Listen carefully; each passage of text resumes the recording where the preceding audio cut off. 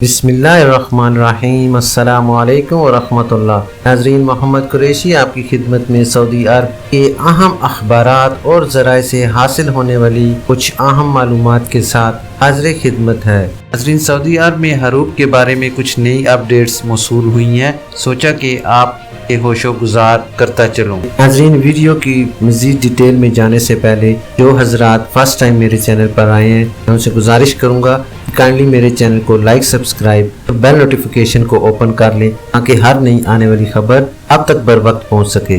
जैसा कि आपको मालूम है कि सऊदी अरब में गैर मुल्कियों के लिए इकामा और आयशी कवानीन वाज़िया हैं, जिन पर अमल करना सबके लिए लाजमी है। आजिर और अजीर के हवाले से भी कवानीन मौजूद हैं, इनसे आगाही ज़रूरी है। नाज़रीन, माजिद खान साहब जो कि मेरे यूट्यूब के सब्सक्राइबर हैं, उन्होंने सवाल पूछा है कि मेरा इकामा नया है मगर कफील ने हरूब फाइल किया हुआ है, फाइनल एग्जिट पर जाना चाहता हूँ, क्या मैं शोबा तरहेल डेपुटेशन सेंटर से रुजू कर सकता हूँ? जनाब, जवाज़ात की जानिब से बताया गया है कि हरूब फाइल होने के केस के लिए लाजमी है कि वज़ारत अफरादी क़ुव्वत से रुजू किया जाए, जहाँ से मामला दुरुस्त कराने के बाद फाइनल एग्जिट के लिए डेपुटेशन सेंटर से रुजू करें। वाज़िया रहे, सऊदी हुकूमत में हरूब केस फाइल होने के 15 दिन के अंदर फिर इसे कैंसिल कराने का मजाज है। 2 हफ्ते की मुकर्ररा मुद्दत ख़त्म होने के बाद केस पेचीदा हो जाता है। लाजमी है कि वज़ारत अफरादी क़ुव्वत के रीजनल इदारे से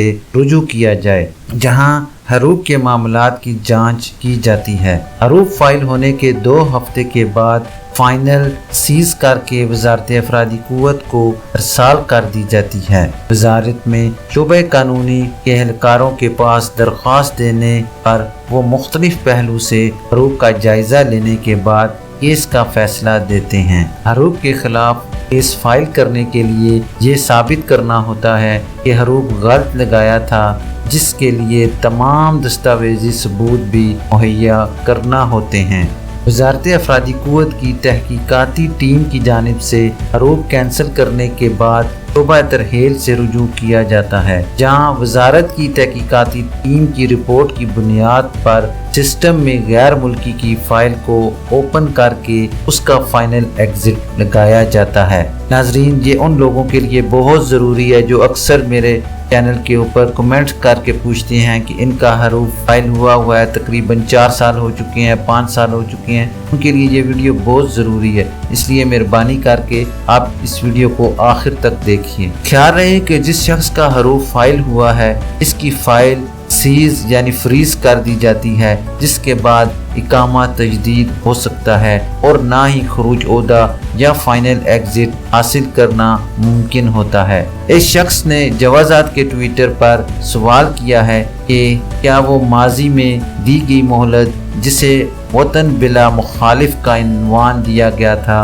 के तहत वापस किया गया था, यानी वापस भेजा गया था, अब दोबारा दूसरे वीज़े पर आना मुमकिन है। जवाज़ात का कहना था कि निज़ाम के मुताबिक मुमलकत से कानूनी तौर पर खरूज नहाई पर जाने वाले अफराद जिन पर किसी किस्म की कोई पाबंदी नहीं, यानी खिलाफ वर्जी दर्ज ना हो, वो जब चाहें दूसरे वीज़े पर मुमलकत आ सकते हैं। नाज़रीन, ख्याल रहे, साल 2017 में हुकूमत की जानिब से ऐसे तारकीन वतन जिनके इकामा एक्सपायर थे या वो गैर कानूनी तौर पर मुमलकत में मुकीम थे, उनके अलावा दीगर खिलाफ वर्जियों के मुर्तकिब अफराद को आम माफ़ी दी गई थी, जिसका ख़ास नुक्ता ये था कि इस मुहिम से इस्तेफ़ादा करते हुए वापस जाने वालों का स्टेटस ब्लैक लिस्ट में शामिल नहीं किया जाएगा और इन्हें दूसरे वीज़े पर मुमलकत आने की इजाज़त होगी। मुहिम का मकसद सऊदी अरब में गैर कानूनी तौर पर मुकीम अफराद को मोहलत देना थी। मोहलत ख़त्म होने के बाद